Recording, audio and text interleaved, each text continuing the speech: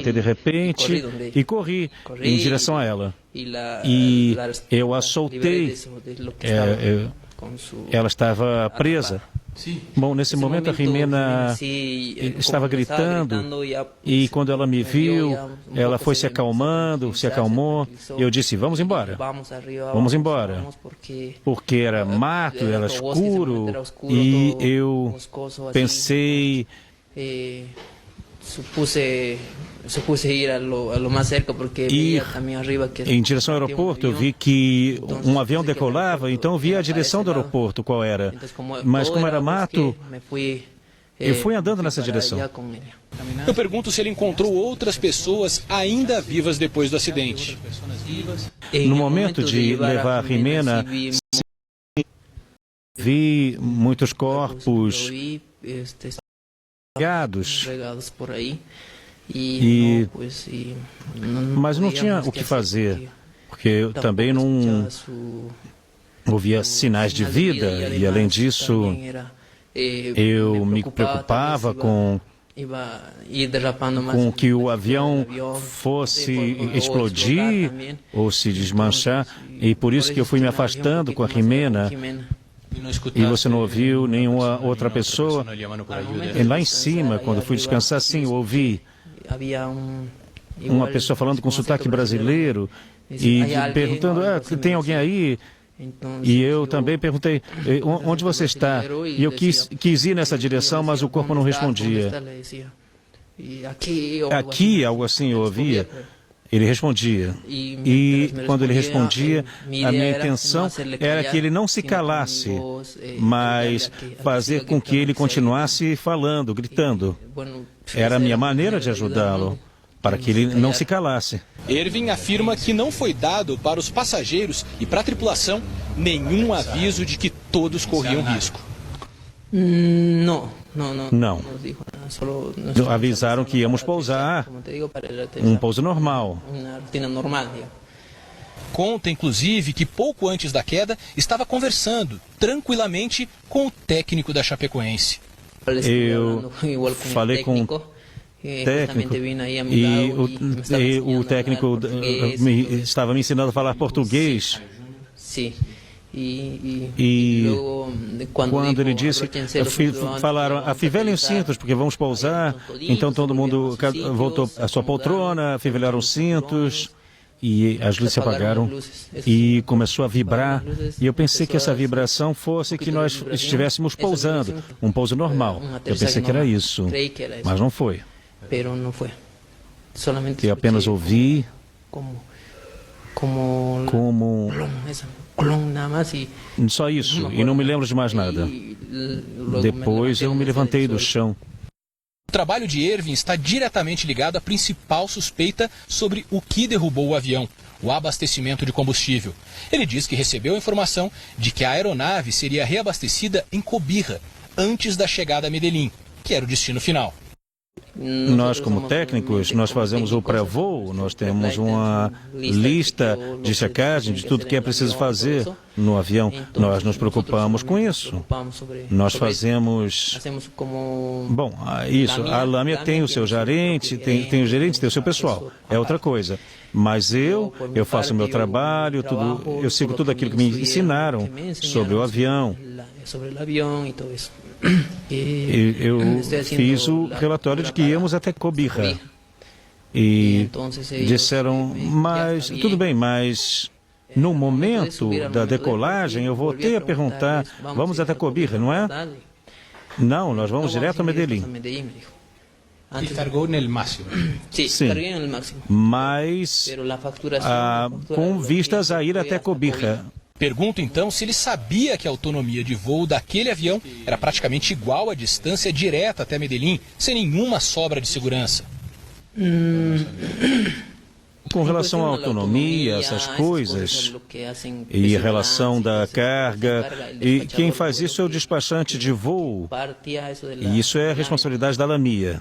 Eles sabiam qual era o peso, qual o combustível correspondente, e eles me dizem qual é o combustível e eu faço esse abastecimento. Então, eu supus que eles soubessem o que faziam. O que ele acha, então, da decisão que foi tomada? Bom, eu acho que pode não ter sido uma boa ideia do piloto ter tomado essa decisão, ou da pessoa responsável por isso, na Lamia. Ervin voltou de avião para casa. Foi difícil? Bom, no começo sim, quando nós viemos lá de Medellín a Bogotá, o pouso me deixou um pouquinho nervoso. Eu volto a tocar um assunto que ele me adiantou antes dessa gravação, que espera um pouco mais de responsabilidade de algumas companhias aéreas. Bom, mais responsável porque me fazer ouvir pelo piloto. Eu mesmo me fazer ouvir. E as coisas são na base de é assim que tem que ser e vai ser assim. E então que essas decisões não sejam tomadas de maneira tão individual. E que isso nos seja comunicado também para onde vamos, o que vamos fazer, onde vamos fazer o reabastecimento, essas coisas. Eu acho que a tripulação teria que saber, teria que ser tudo dividido. Então, um líder diz, vamos fazer isso, aquilo, eu me refiro... que caiu. Olha, eu diria que faltou um pouco mais de liderança, de se pôr de acordo com toda a tripulação. No fim da entrevista, uma revelação. Ervin não seguiu o procedimento de segurança indicado para pousos arriscados. Não, eu não disse nada disso. Não disse isso para a imprensa. É a primeira vez que eu estou falando para a imprensa.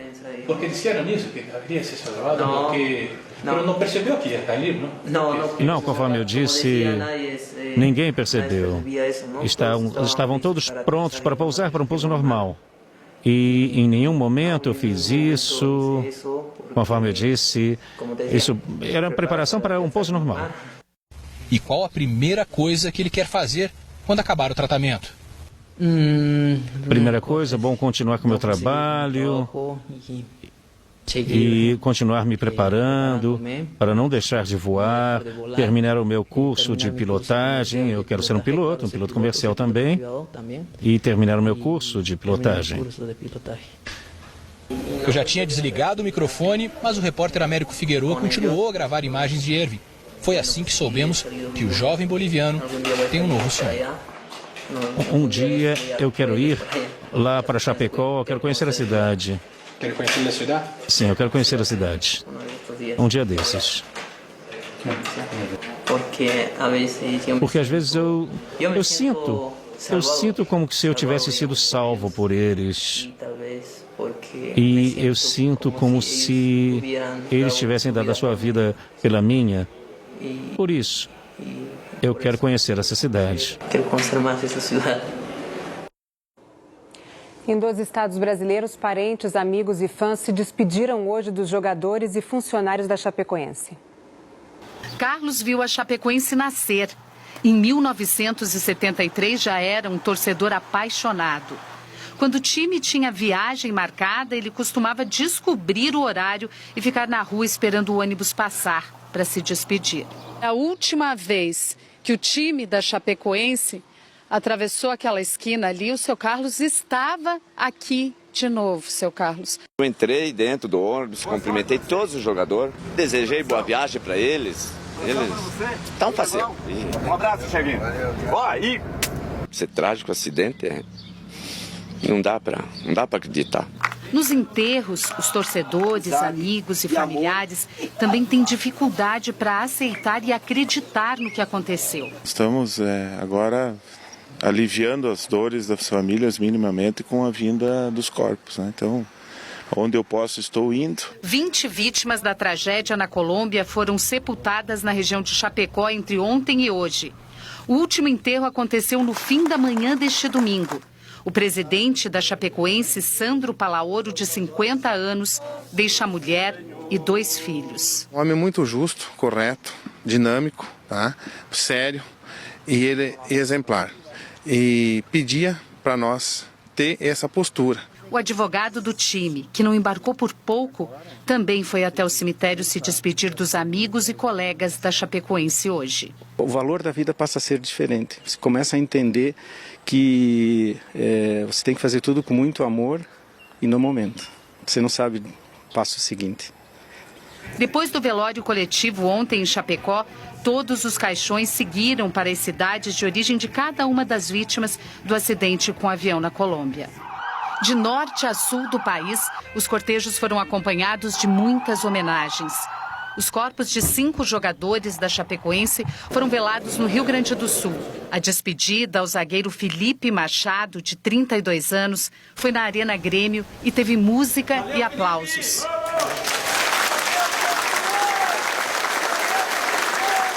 Amigos e familiares do volante Matheus Biteco e do lateral esquerdo Denner Braz se uniram em homenagens aos 2 jogadores em Porto Alegre. Uma troca de carinho e aconchego, né? Eram 2 meninos assim bem queridos por todos. A lembrança que fica é de um jovem promissor, né? Que eu tive a honra e a felicidade de conhecer. E que faleceu deixando o seu legado, né? O cortejo com o corpo do volante Sérgio Manuel sobre os carros de bombeiros percorreu as ruas de Itapevi, na Grande São Paulo. No ginásio municipal, ele foi homenageado por parentes e admiradores que vestiram a camisa da Chapecoense. O atacante Bruno Rangel foi homenageado pelas ruas de Campos, no norte do Rio de Janeiro. O enterro foi no fim da tarde. E em Minas Gerais foram enterrados os corpos do zagueiro Marcelo, em Juiz de Fora, e em Belo Horizonte do treinador de goleiros Anderson Roberto Martins. Tem o que a gente consiga falar numa hora dessa. Não tem palavras, não tem... É uma dor que parece que... Não tem o que dizer. Aracaju recebeu o corpo do zagueiro William Tiego. Ele foi velado na casa da avó e recebeu muitas homenagens. Prestar essa última homenagem ao meu amigo, que eu não vou, infelizmente nós não vamos ter ele mais aqui todo final de ano, como ele vinha fazer o jogo beneficente para os colegas. Infelizmente, vamos fazer essa corrente aí até o final. 4 vítimas da tragédia na Colômbia foram para o Paraná, como mostra a repórter Janaína Castilho. Na igreja que o técnico Caio Júnior frequentava, foi celebrada uma missa aberta ao público. A mãe dele, Dona Geni, a esposa Adriana e os filhos Gabriel e Mateus ganharam conforto perto de amigos que Caio fez no futebol. A cerimônia de despedida do corpo de Caio Júnior foi rodeada de emoções. Familiares, amigos e admiradores do treinador prestaram a sua última homenagem. E as principais palavras pronunciadas aqui foram humildade, bondade e amizade. Representa, não vou usar o passado, a sensibilidade dentro do futebol, que é fundamental, né? O futebol embrutece muito as pessoas. O velório do corpo de Caio Júnior e do auxiliar técnico e sobrinho dele, Eduardo de Castro Filho, Duca, terminou com balões da cor da Chapecoense. Os corpos de Caio e de Duca foram cremados. Que fique a memória dele como um cara vencedor, humilde, e que fique sempre essa imagem, né? Que a gente vai fazer o de tudo, eu e meu irmão, para que a memória dele sempre continue viva, né? Em uma outra capela da cidade, o corpo do analista de desempenho do clube, Luiz Felipe Gross, o Pipe, foi velado e sepultado. Em Cianorte, no interior do estado, centenas de pessoas se reuniram no centro de eventos da cidade para se despedir do herói da Chape, o goleiro Danilo. Meu filho é grande, não porque é ídolo, ele é grande porque ele é um filho maravilhoso. Esse filho aí é o filho que essa cidade abraça. Vai perguntar para essa cidade quem ele é. Sai por aí perguntando. Entra ali dentro dessa torcida e pergunta quem foi Danilo. Ele não foi só o ídolo. Ele foi o amigo, ele foi o irmão.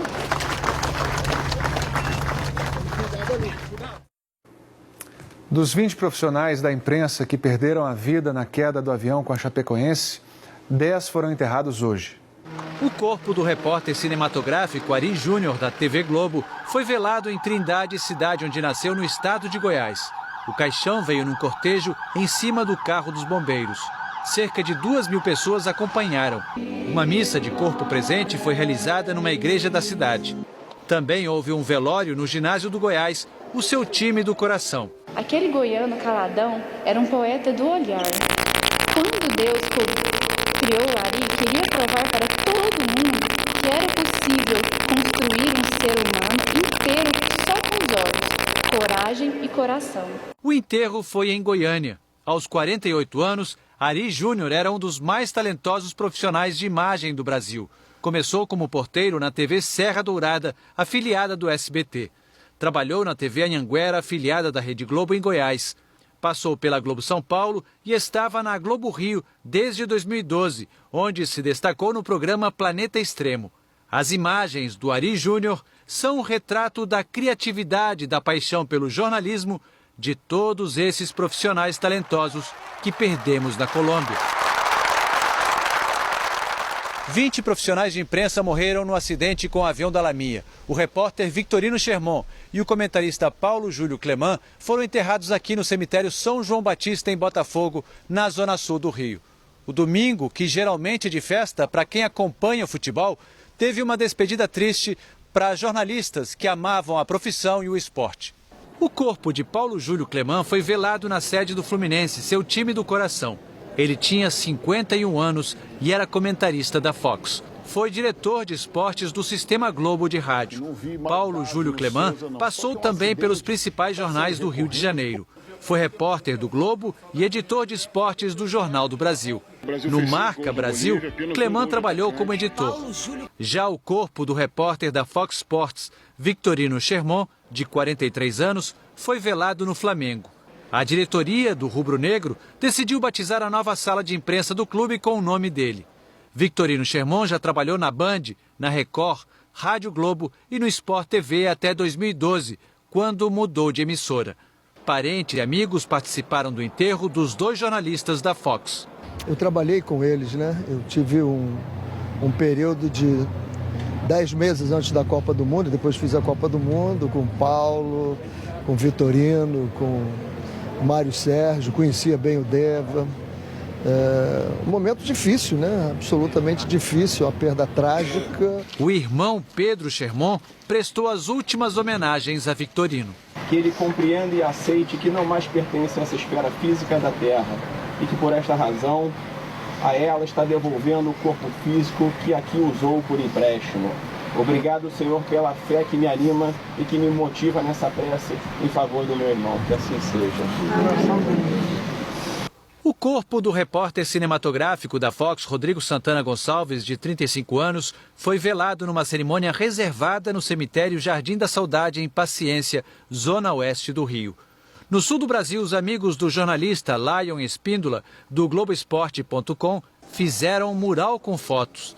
Elas contam a história de um jovem que, segundo eles, estava sempre sorridente. Lion, que tinha 29 anos, trabalhou nos jornais O Sul, Correio do Povo e no Grupo RBS. O corpo foi velado em terra de areia no litoral norte do Rio Grande do Sul, a cidade onde nasceu. Não lembro do Lion triste, sempre com um sorriso no rosto. O campo de futebol era um dos lugares preferidos do repórter Giovanni Klein Victoria, de 28 anos, repórter da RBS TV Chapecó. O corpo de Giovanni foi velado dentro das 4 linhas, no gramado do estádio Boca do Lobo de Pelotas, no Rio Grande do Sul, onde recebeu as homenagens de amigos e parentes. Esse aqui foi o primeiro campo que eu trouxe ele, né? E ele começou a pegar o amor mesmo pelo futebol. E ele nada mais justo ser o último também, né? Que ele agora ele vai desfilar nos campos dos céus, né? A gente acredita que o Gil está num lugarzinho, né, especial nesse momento e a gente quis fazer da forma que ele gostaria que fosse, assim, sabe? Com essa energia, com o futebol presente, a paixão dele, com vários amigos, né? E o pessoal que gosta muito dele, e a gente vê isso aqui hoje. O corpo do jornalista Renan Anholim, de 27 anos, foi velado em Erechim, no norte gaúcho, sua cidade natal.